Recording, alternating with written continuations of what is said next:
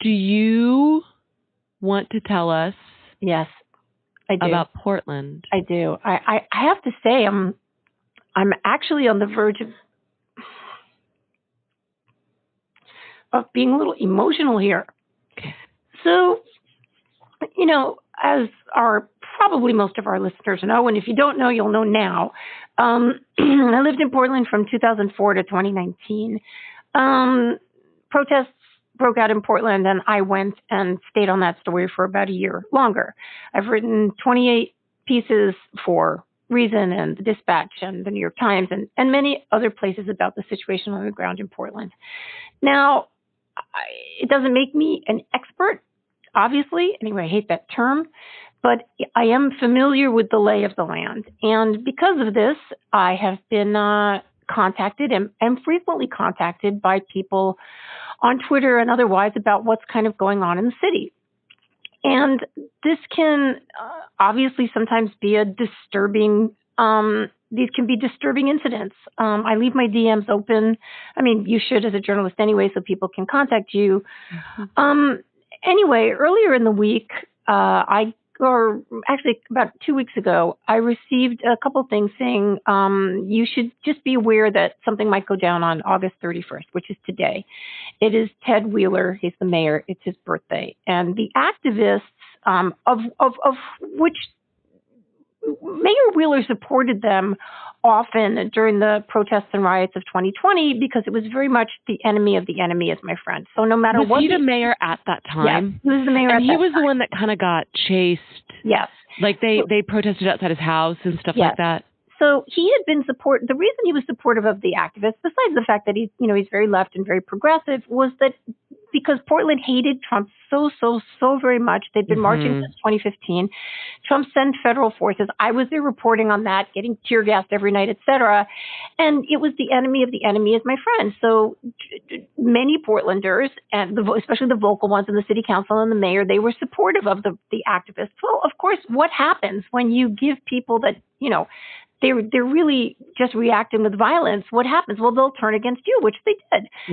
They turned against the mayor very actively. They set fires in front of his house and danced around them, and they tried to occupy his lobby and his, almost $1 million condo in the Pearl, which is a very nice section of Portland, and they demanded he move out. Well, he moved out, which is, it's so shocking, but that was the leadership at the time, and things were so crazy, and things have not been getting better, but they also have. I mean, the activists, as far as I can tell, they've lost a lot of gas in the tank, whatever missions they had. Like, what were their missions?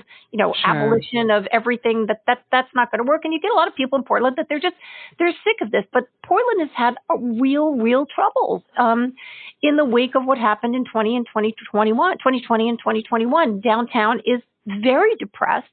Businesses have not come back. And if people did not understand that this would be a repercussion of 100 plus nights of violence and fires and breaking storefront windows, you're fooling yourself. Sure, of course. It's in a not great situation. You still have interdepartmental fighting. You still have super progressive elements demanding certain things, restorative justice. You have a very progressive DA, Mike Schmidt, who I've tried to interview 5 or 6 times. He won't let me interview him. And it's just been kind of messy. Well, so we've got this thing about, there's going to be something, an action on Ted Wheeler's birthday. And I'll put a little link to the poster. I got to say, these little activist fuckers can make art. It's pretty good. Yeah, it looks cool. It's like a concert poster. And they do it overnight, man. It's because every night when this was going on, there was a different, direct action. And every day there would be a different poster. And pretty much every day it was tits. Anyway, I was not really so concerned that some giant conflagration was going to appear on August 31st because they just don't have a lot of gas in the tank. Things dissipate. The pandemic's over. People go on and do other things. However, you have had an incredible uptick in street violence in Portland. I mean, they're going to break the record for homicides this year, and they broke it last year. They're on target to do this. Over the weekend, there were 9 shootings and 4 deaths. You've got this kind of street racing, which is illegal, that happens. Street racing has been a problem in a lot of different cities. Yes. It's been a problem in Dallas as well, other Texas cities. In my understanding, and I heard it because one of the last times I stayed in Portland, I stayed near Columbia Boulevard, which is sort of on the eastern edge of the city. and you could hear it. It was very loud, and it would go on the weekends. Well, now it's bleeding right into the city, right into Lloyd Center. Lloyd Center is like in the middle of the northeast part of the city. It's like the main mall. It's bad. And there was a shooting, like random shooting. Some guy, an old guy, was driving his van. They're shooting. I've got a link to a video of it. And then someone else was killed. It's just sort of out of control. And people, again, they keep sending me this stuff, including Michael Moynihan last night at 11:30 at night. He sends me a link to a woman that was murdered on Saturday, okay? And her name is, her name is Rachael Angel Abraham. And for at least the past couple of months, she had been beaten and threatened by, I don't know if it's the father of her children, but she had 4 children where she lived out on the east side. And Adon is his last name, and he kept coming in and beating her while the children slept and strangling her. And she had him arrested, and he was arrested again, and he had a restraining order, and he had an ankle monitor, which he broke off, and on and on and on. And the DA was very well aware of this guy, and in the statement that was put out after she was murdered this past Saturday, after she was found with her blood soaking through the children's carpet, the DA puts out a statement saying, well, we knew that, she was in grave danger. I'm botching the words here. I've got a long thread over on Twitter about it this morning, which is why we started late, because I was writing about this. That she was in grave danger. And so they they deliberately set a very high bail of $20,000, which means only $2,000 needs to be set. That's not high at all. That's for somebody that is been choking that's very low. Yes, which you put an ankle monitor on him. And there's a lovely attorney on Twitter. He's a good follow, Scott Greenfield, who I asked this morning. I said, can you explain that? He's like, I can't explain it. I cannot explain the lowness of this bail. Anyway, $2,000 was all that was required. So a fund that comes in called the Portland Freedom Fund, I believe they started in 2019 or 2020. They started a fund to bail out people who are Black and brown and indigenous. And they came in and last month put up that $2,000 bail for him. Well, no, actually it was this month. And a week later, he murdered her. Now, as I put in my thread, I do not care, as I phrased it, I don't care if you start a bail fund for left-handed Croatian tennis players. If that's what you want to do, you can do that.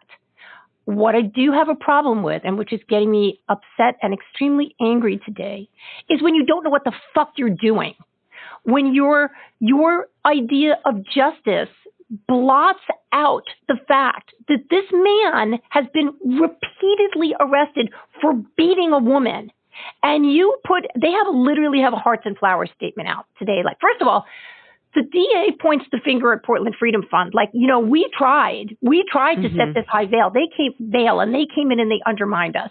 And then Portland Freedom Fund in their Facebook post is like, well, the DA had said it was okay. Right? They do not know what they're doing. And the problem is that Portland has allowed, because of all these goddamn repercussions that have been happening since Trump was elected and their deep, deep, deep Trump hatred, they've allowed certain groups that they felt were the good guys because they were fighting the bad guys to keep gaining footholds of power. Or if not footholds of power, they're just funding them. Now, I know about as much about the Portland Freedom Fund as you listeners have just heard, and I admitted that in my thread, and I'm hoping that someone will give me more information about them. But one thing I did do is I went and looked up, the people that started this, 2 gals, and they had a GoFundMe, and their goal for the GoFundMe, and I think it's a couple of years old, was $100,000. Well, they raised $9,000.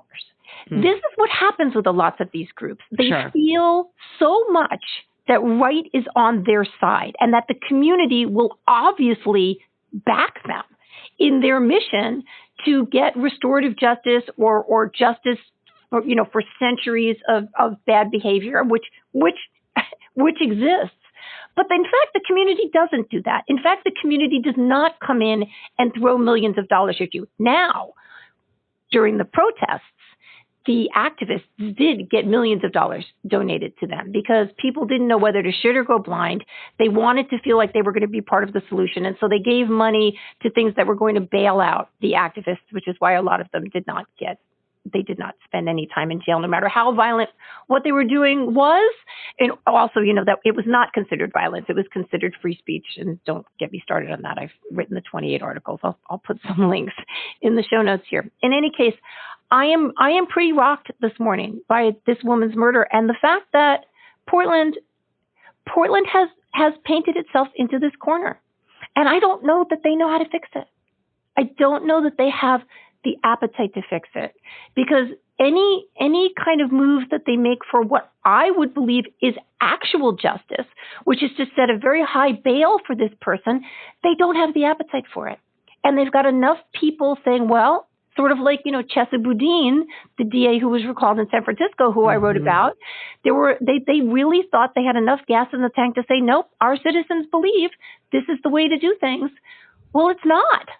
I'm sorry. And people say, well, Nancy, it's an outlier example, murder. Well, I don't know about that. I don't know about that when Portland is on target to have the most homicides it's ever recorded.